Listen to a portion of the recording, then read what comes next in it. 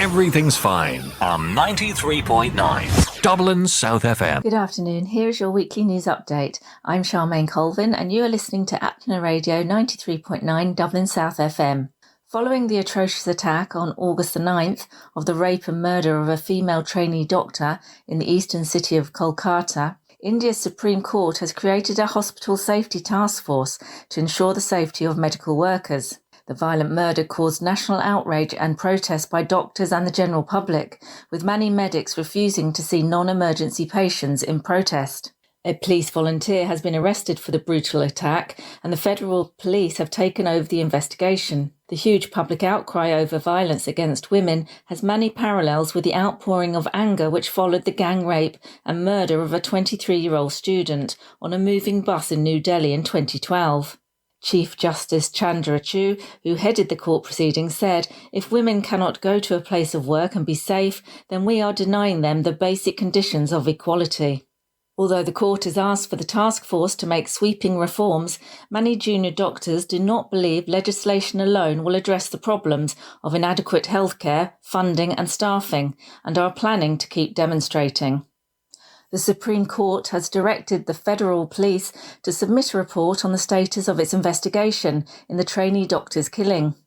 It has also ordered a federal paramilitary force to be deployed at the hospital where the crime took place to provide security to female doctors who complain they did not feel safe after the crime, and vandalism at the hospital carried out by unidentified men. The court suggested the task force should consider safety measures, including separate resting rooms for female staff, adequate lighting across the campus, CCTV coverage, and the creation of employee panels to conduct quarterly safety audits. The safety panel have 2 months to submit their final report. Indian Prime Minister Narendra Modi has said he will share perspectives on the peaceful resolution of the conflict between Ukraine and Russia during his visit to Kyiv this week, more than a month after he travelled to Moscow. Modi has departed for Poland and intends to visit Kyiv on Friday, marking the first trip to the Ukraine by an Indian Prime Minister since diplomatic relations were established more than 3 decades back. Modi's visit last month to Moscow drew criticism from the US and Ukraine's President Zelensky, as it coincided with a lethal Russian strike on a children's hospital in Kyiv. Modi did condemn the killing of innocent children, but he has not yet condemned Moscow's invasion of Ukraine, instead urging both sides to use dialogue and diplomacy to resolve the war. The prospect of India mediating to help end the war in Ukraine has been raised in diplomatic circles, but New Delhi has remained tight-lipped, saying only that it is willing to offer any support to resolve the conflict peacefully.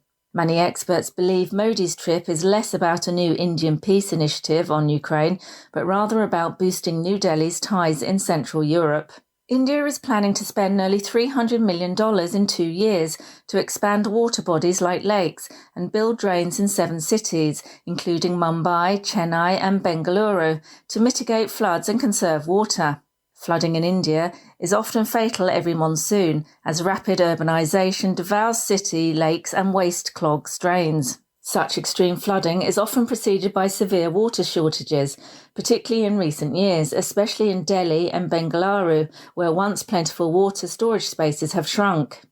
Ratings agency Moody's warned in June that India's growing water stress could affect its growth, which at a projected 7.2% this April-March fiscal year is the highest among major economies. The federal government spending, the first flood control measure focused on water bodies, was approved recently and will also incorporate early warning systems. Krishna Vatsa of the National Disaster Management Authority believes it could be one of the most significant approaches to flood mitigation in the cities. India's antitrust body has reached an initial assessment that the $8.5 billion Indian merger of Reliance and Walt Disney Media assets harms competition due to their power over cricket broadcast rights. It is the biggest setback so far to the planned Disney-Reliance merger, which aims to create India's biggest entertainment player, which will compete with other heavyweights such as Netflix, Amazon and Sony. The Competition Commission of India has asked the companies to explain within 30 days why an investigation should not be ordered. The merged company, which would be majority owned by Asia's richest man, Mukesh Ambani's Reliance, would have lucrative rights worth billions of dollars for the broadcast of cricket on TV and streaming platforms, raising fears over pricing power and its grip over advertisers. A new study published in Journal of Transport Geography reveals remarkable insights about school-going children and cycling in rural India. The study found that the most notable rise in cycling in India has occurred among rural girls, increasing more than 2 times from 4.5% in 2007 to 11% in 2017, reducing the gender gap in the activity.